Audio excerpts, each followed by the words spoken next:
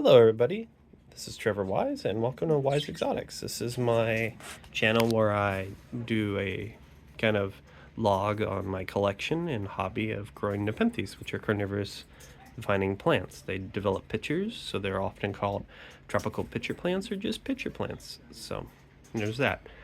If you're new to my channel and you hear chirps and beeps in here like that, that's because there are at least 5 birds in here. Parakeet, 2 little lovebirds. On the side, there are 2 African greys, so there's that. I do have a tank set up for Nepenthes. I also have some Nepenthes up there. There's a TV for the birds because, you know, they like some noise and whatnot too. This is my main open air setup. Let's see, there are 2 snakes in here. Each one are 20 plus years old. Over here is a western hognose. If you don't know what those are, they're from California. There's a eastern and a western, so you can look that up. They do have fangs and are venomous. Over here is a jungle carpet python. His name is Draco. The hognose is named Cyrano. The jungle carpet python here is about 27 years old. So he's lived a long time. His head's over actually here. But he's a very pretty snake. In light like this, you'll see almost like a bluish color on the black. He has iridescent scales. It's very interesting. He's arboreal, so they don't usually typically find them on the ground. They're usually up in the trees. And that's because there's a larger species called a carpet python, not to be confused with the jungle carpet. So the carpet python lives on the ground, and they mainly eat anything that gets close to them. So the jungle carpets live out in the trees. That's to what I understand of them.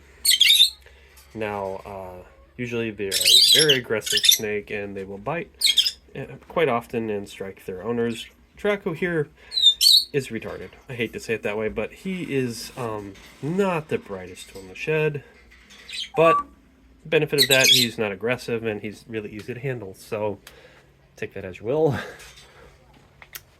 Anywho, no negative news on the plants. All the plants are doing quite well. All the new ones actually have nice growth coming on. I also noticed this picture. Don't forget to follow me on Wise Exotic on Instagram, and you can see all the fun pictures and videos I threw there, kind of like as behind the scenes. I really love this. This thing is almost like glass. It's super shiny, and it's just getting more and more red.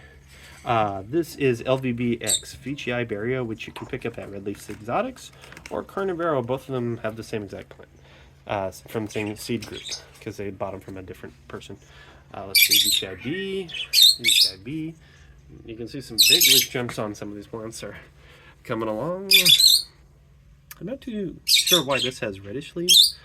I don't know if it's just scorching, but it always has had red leaves. This Veitchii I got from my friend Mike, doing quite well, throwing a lot of happy pictures. This is KXM. This is a lovely serpent. She's actually been doing really well. She's kind of getting ribs and teeth and stripes, so it's kind of all the above that I thought would happen, which it was kind of like, oh, it's either this or that. Well, I got both. Sorry if I cough. I'm kind of recovering from chemotherapy still.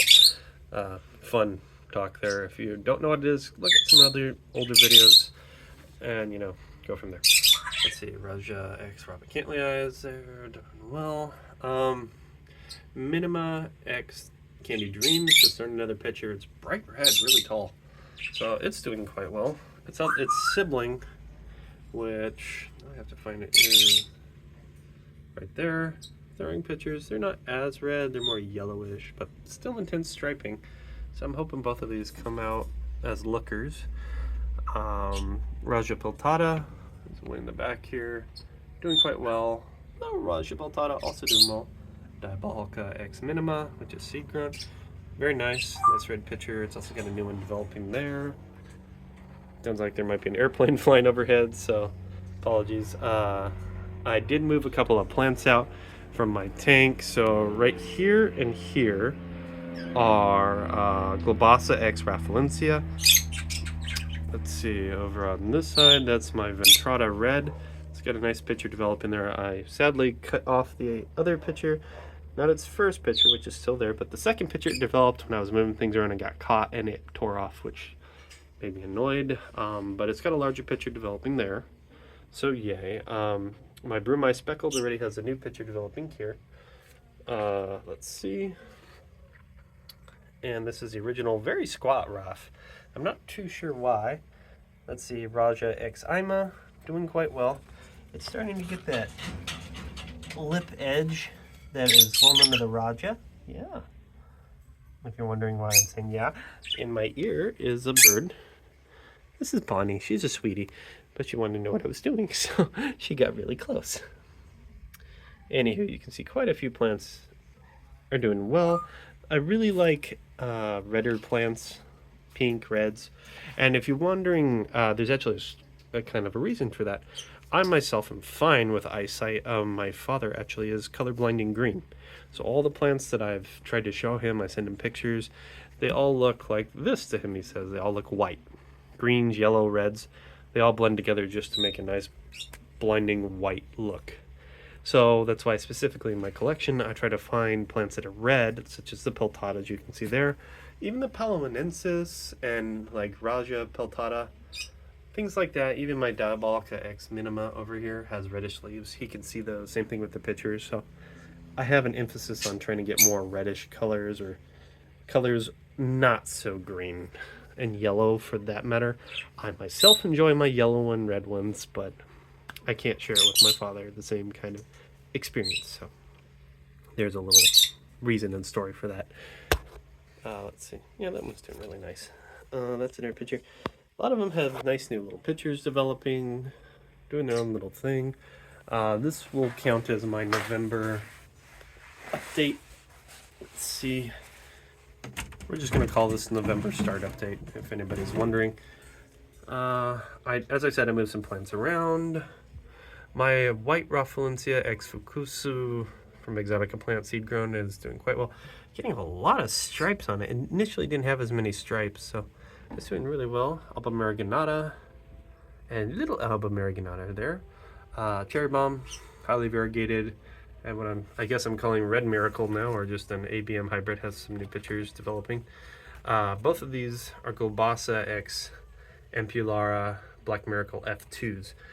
Their sibling is way over there. This one looks more like just a pure Globasa, honestly, but they're all three from the same seed group. I grew them from, well, kind of that size. So all three are doing really well.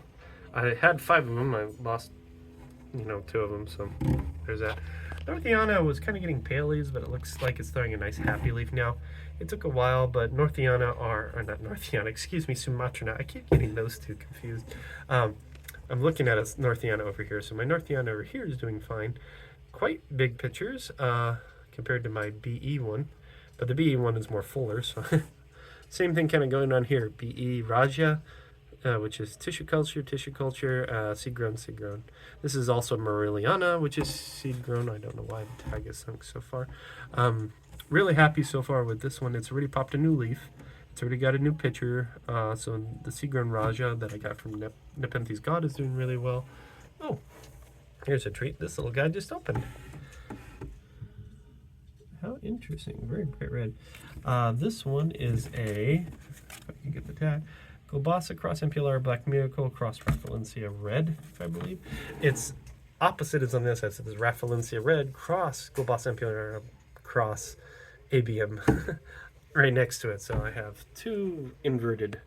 I remember someone who was actually asking that they would love to have one of those, and I'm like, well, your wish might come true.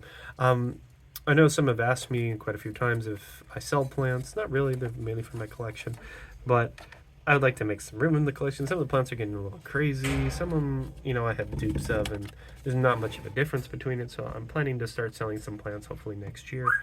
Yeah, next year, Polo. Probably around spring, summer, because I know people are worried about the cold damaging plants, and I can't really guarantee them. Where I live, it's sunny California, so they're quite happy, and they do quite well for me, but everybody else, it could be a different story, right? So you could be in snow and whatnot. Oh, the airplane's back, apparently. Interesting. This is my plant I got from my friend Mike. For those of you who are looking to get some new seedlings of a bunch of different types, Mike's Little Oasis is going to be selling a whole bunch of different seed types.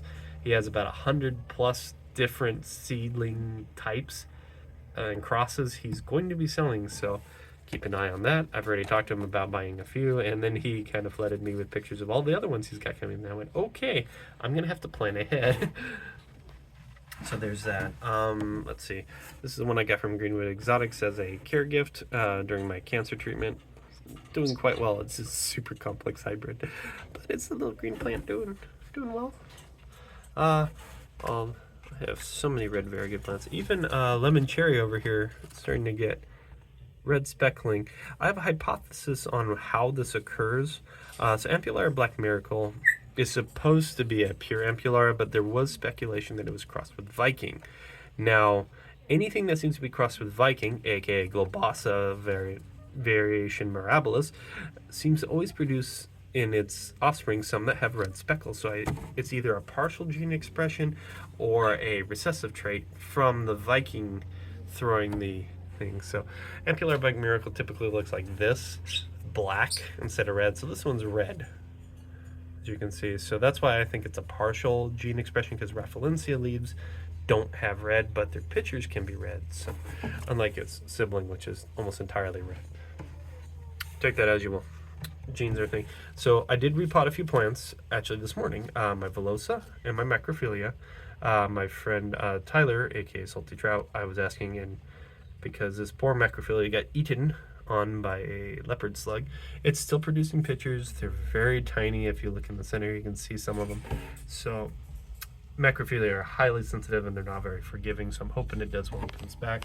I did break up my 3 Bongso seed-grown siblings. So there's one, there's the other 2. So I call this one number 1. Number 1 here has a basil already.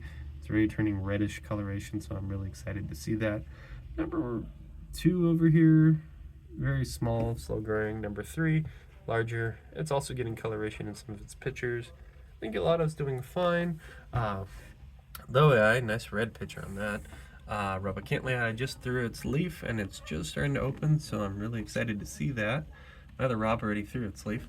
Now, the Nebularium, and I feel very stupid for not looking at this. So, there are actually 2 plants here. Yeah. So if you look on this side, excuse me, if you look on this side, you can see there are actually 2 plants developing. So I'm not sure if one's a basil and the other is a main plant, or one's a main plant, one's a basil. Yeah, so take that as you will. Nebularium is really very different already. It's already developing a new picture. I just noticed that. So this one's already got a leaf growth on this side, and I can't see on this side because it's being covered by a picture, so I'm assuming there's another growth tip. But yeah, as you can see, there's a growth tip point here and a growth tip point there. So there are 2 separate plants or linked plants in there or something. I'll figure a way to divide them out someday, but not right now. Edwardsiana had a nice picture, open up nice and red. Oh look, the airplane's back. It just threw another leaf too. So yeah, this Edwardsiana, just the scarlet one, is just a keeper. It doesn't care, it just chugs along. Diabolica throwing pictures and leaves. Very slow to grow species too. Very sensitive. This one has weird leaves every so often, which is normal for this clone, and I believe other clones if it's type. My Velosa X Hamada doing quite well. The other Hamadas are doing very well in here. I more or less focus on this tank because a lot of people are usually more interested in the plants in this tank, but I could be wrong. Somebody tell me otherwise. The Tembussisi Hamada is doing quite well. My Lumens are doing well, and this is my larger one. It's finally coming back with a vengeance with these beautiful pictures. I'm so happy it came back. I can't tell you. So as you can see, I made some room for some more plants to find their way in here. I might be moving my Truncata out, but more or less, I think the ABM X Globosa F2s will probably be the next 3 or 2 I pull out, just because they're, as you can see, getting quite large and bushy, and they're both variegated, so what the heck, right?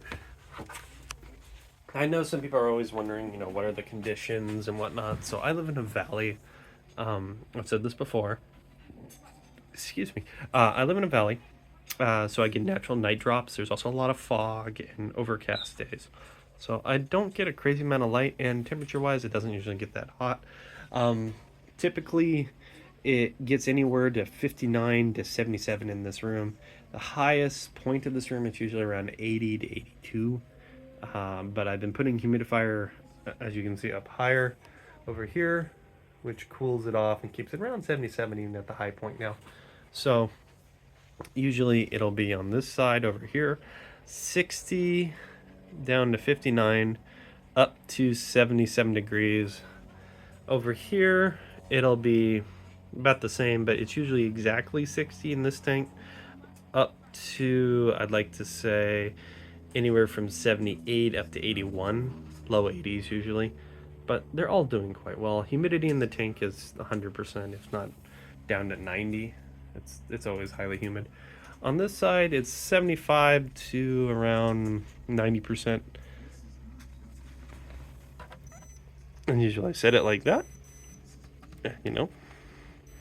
Now, if you're wondering if these are very accurate, not really, because usually this will be 80. I have sensors in here inside the trays. You can actually see it's right there on that one, and in this one is right there, just to get, how the humidity is going between these two sections.